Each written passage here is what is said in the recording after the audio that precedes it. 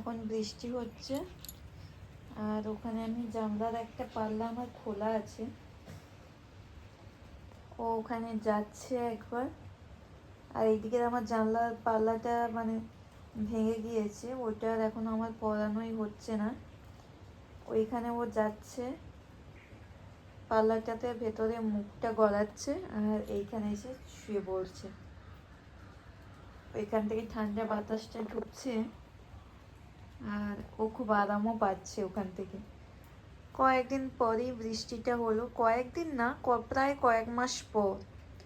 আসলে কয়েকদিন ধরে বেশ ভালোই গরমটাও পড়ছিল।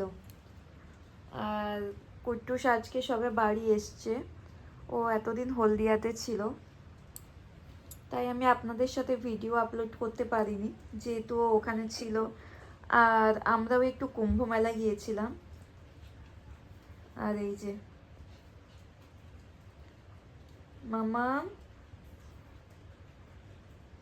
আয় মাম্মাম, এই যে চলছে।